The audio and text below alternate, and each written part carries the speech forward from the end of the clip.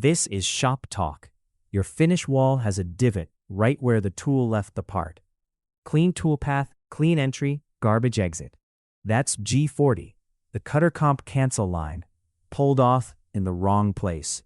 The one-line fix: never cancel G40 while the tool is still touching the wall.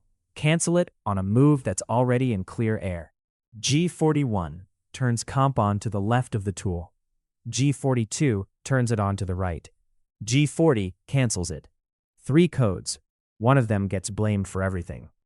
Here's the part nobody tells you. G40 doesn't cancel on the line you write it on.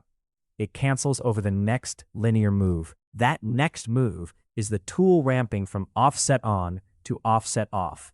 If any part of that move is along the finish wall, you're gouging.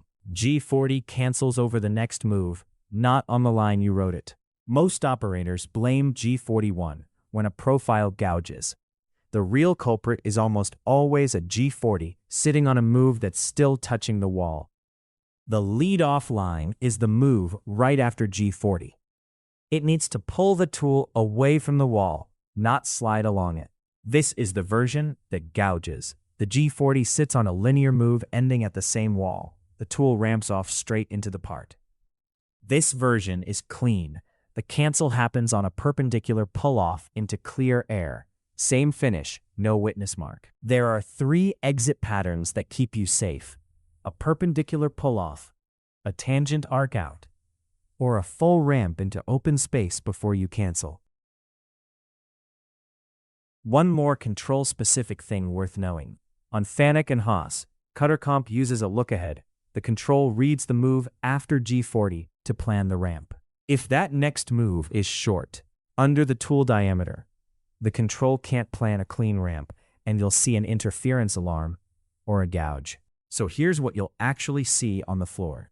Failure 1, a smooth wall with a small witness mark at the exit point.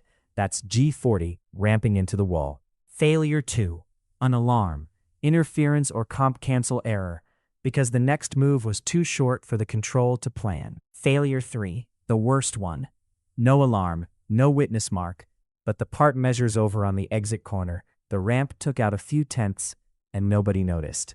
Quick decision tree before you post the program. Look at the move right after every G40. Is it perpendicular to the last wall? Cancel it. Anything else? Add a pull-off line. If you've made it this far, you already programmed better than the last operator who scrapped this exact part. Subscribe. Every video is one fewer dumb mistake on the floor.